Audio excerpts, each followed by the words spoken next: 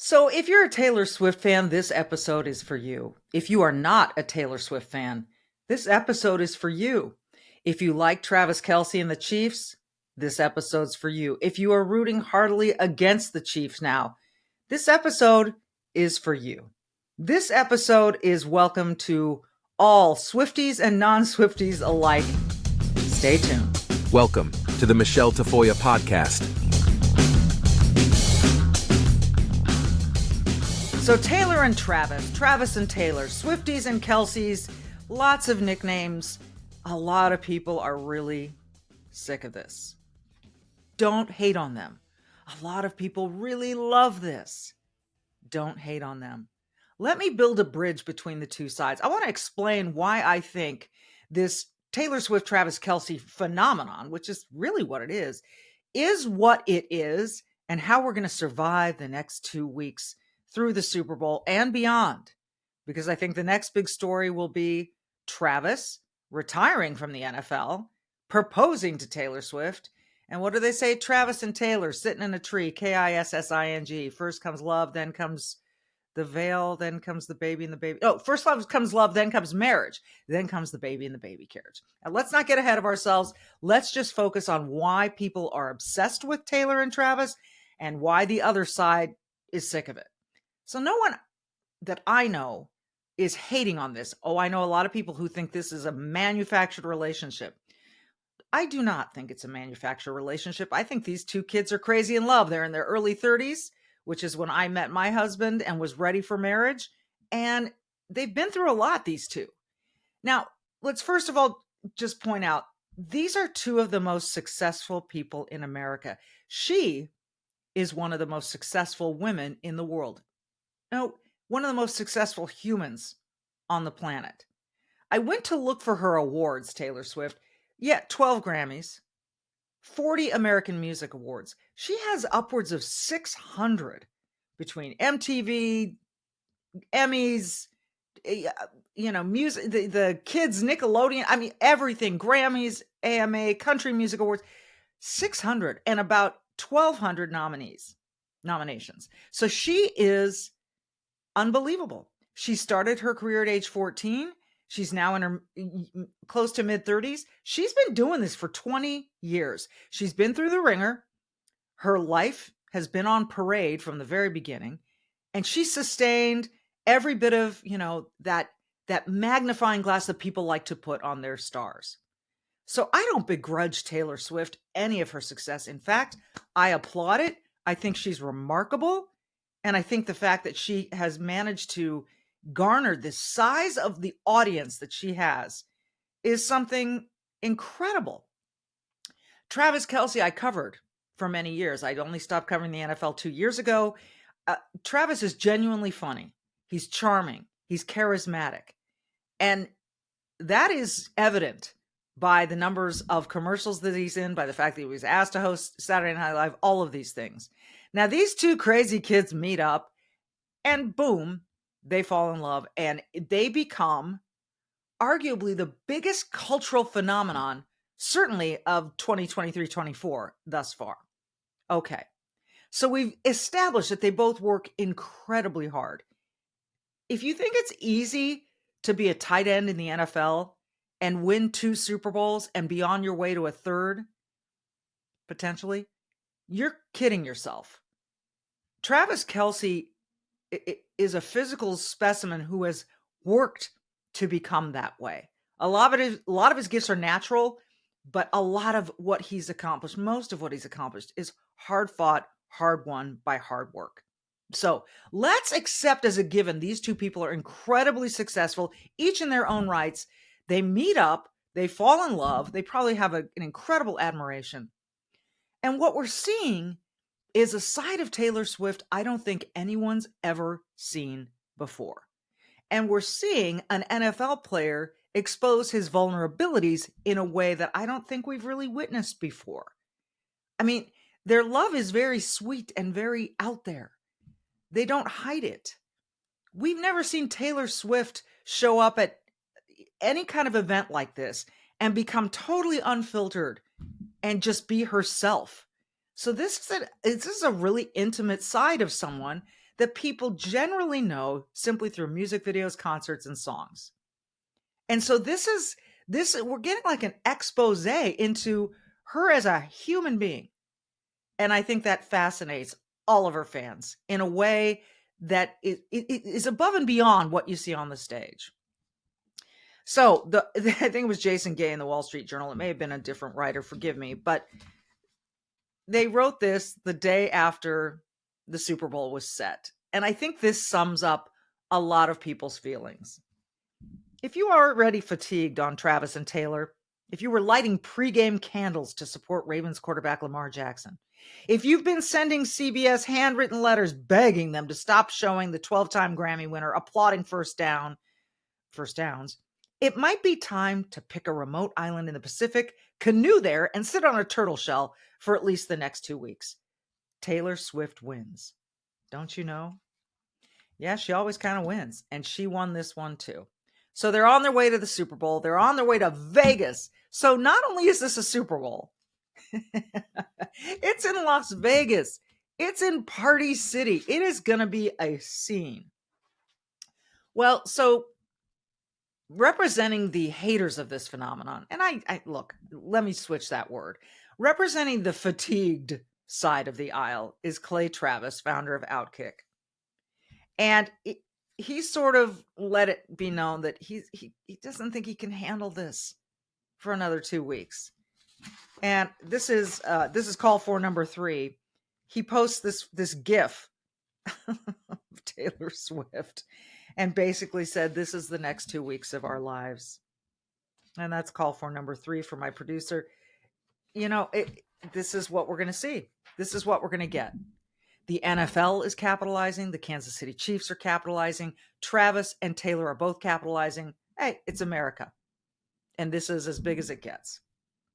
Now, the response to Clay, and I know a lot of people in his camp who are like, I'm so bored with this. Please just show me the football game.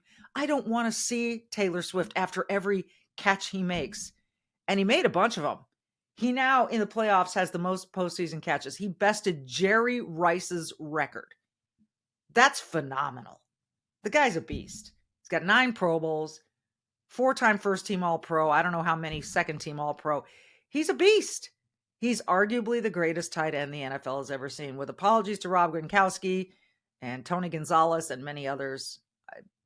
Maybe we're in a sense of presentism that I'm saying that about Travis, but he will be in that group. He is a first ballot Hall of Famer. So people are responding to Clay Travis from the other side saying, every kingdom needs a queen. The T Swift show is Vegas bound. So they're calling her the queen of the Kansas City Chiefs kingdom. Now, it was interesting in all the aftermath of the win by Kansas City, the win that put them in the Super Bowl. You saw Andy Reid up on the stage pointing at Taylor and her pointing back.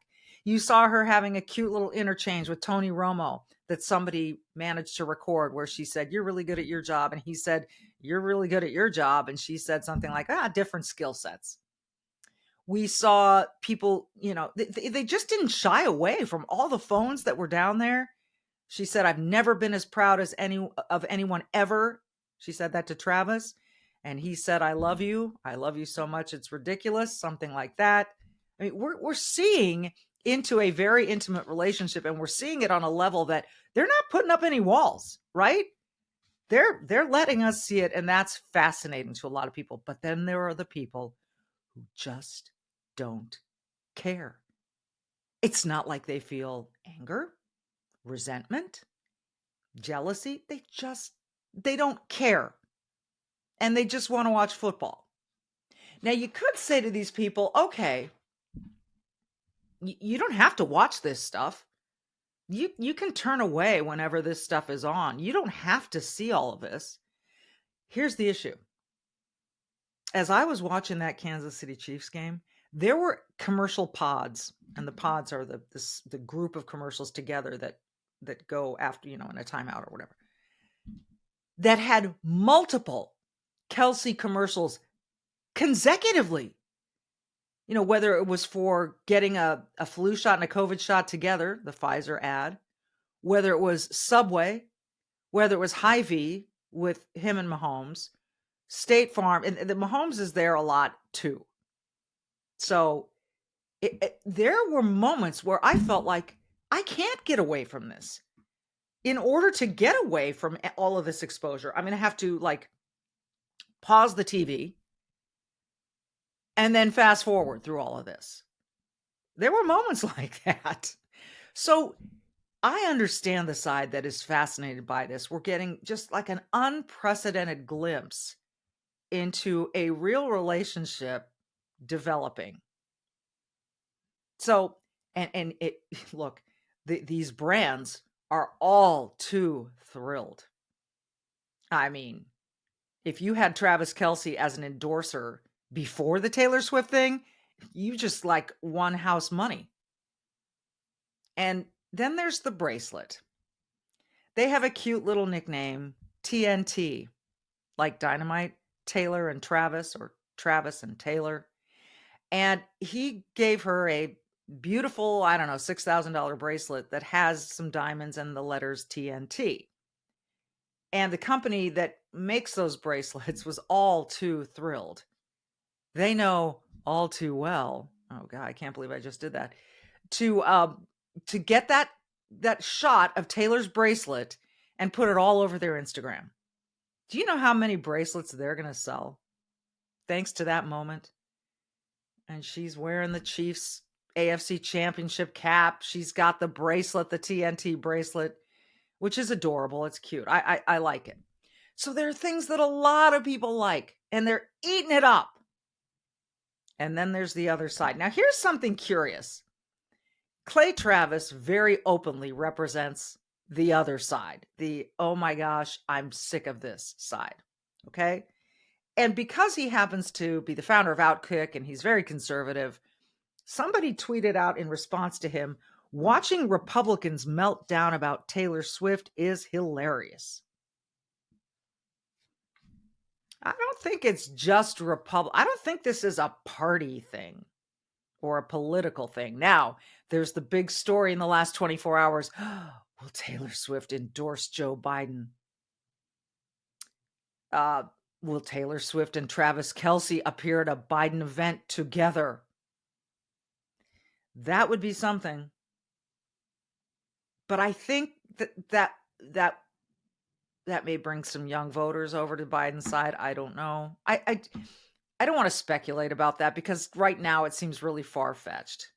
It could happen. It could backfire. Why, if you're Taylor Swift, would you want to alienate any of your fan base? Now, granted, you could afford, at the rate she's going, you could afford to lose a few million fans, but you might lose more than that. It's a risk. Is she willing to take it? Do they want that as part of their legacy? What if they were to endorse Joe Biden and he were to lose? That wouldn't be a great track record. So I really hope it doesn't go into that territory. I truly do. But we have yet to see. So as I was pointing out, we are inundated. There's something called moderation that is a really good recommendation. Everybody needs to drink water, but if you drink too much, you could drown, right? So there's a moderation. Everybody loves to drink wine. If you drink too much, you're going to be toast the next day. Not everybody loves to drink wine. People who love candy eat too much, you get the cavities, you gain a bunch of weight that's unhealthy. So there's this notion of moderation, and we aren't being given moderation right now. We're sort of being drowned in the Taylor Travis thing. So that's, I think, what people have the issue with. Not that they're an adorable couple, not that they're in love, not that they're two of the most successful people on the planet who found each other. I don't think people begrudge them that. That would be petty. And I'm not saying there aren't petty people out there. But this is just a matter of proportion and moderation. And when you consider, according to the Sports Business Journal, Chiefs tight end Travis Kelce has appeared in more commercials during NFL games for this season than any other celebrity appearing on screen. 375 commercials through December 11th. So see, you kind of can't get away from it unless you actually work really hard at getting away from it. And maybe that's what everyone needs to do if they so want to get through all of this. Call for number 7 says, Clay Travis, on the positive side, young liberal females will have to start following football. Yeah, we've seen that phenomenon already take place. They are following football. You're seeing people trying to learn football for the first time. Swifties going, wow, I never was a football fan, but now I am, and I'm a Kelce fan. In my house, I've got a Harry. That's a Harry, I was about to say Harry Swift. Harry Styles fan. There was almost a Harry Swift moment. He's one of the ones that she was with for quite some time, and they were quite an item, but nothing like this, because this is cross-cultural. This isn't Taylor Swift and Harry Styles, both extremely talented, successful musicians in that world. This is a cross-pollination between the biggest musical artist on the planet, next to Beyonce, I guess, and one of the biggest football stars on the planet. So this cuts across. So I think the really diehard football fans are saying, she's invaded my space and I'm just seeing way too much of it. And the diehard pop Swiftie fans are saying, I love the NFL all of a sudden, but I only love it because of this story. So I guess the point is we've got to kind of accept each other's point of views here. You don't have to, but it will make your life easier over the next 2 weeks and through the Super Bowl. If you understand that what we are seeing is kind of a cultural phenomenon, and I don't know when we'll see it again. I don't. And so maybe just look at it kind of like, this is interesting. I wonder what these Taylor Swift and Kelce fans are feeling. And for the other side, don't look at the people who are overwhelmed and inundated and exasperated and exhausted by this and say, well, you're haters. No, they just feel overwhelmed, inundated, and exhausted by this. And that's okay too. And try to understand and be patient with each other, because we got 2 more weeks of this until Super Bowl in Vegas, baby. And Usher, the halftime act, has to feel a little bit overshadowed by all of this. We'll see what he does with the halftime show to break through. And we're probably going to have to watch Taylor Swift in one of the boxes up there with Brittany Mahomes, Patrick's wife, and whoever else she invites dancing to Usher. Guaranteed. Guaranteed. So prepare yourselves. Have your snacks, have your drinks, and pack your patience. And in the interim, be brave and do good.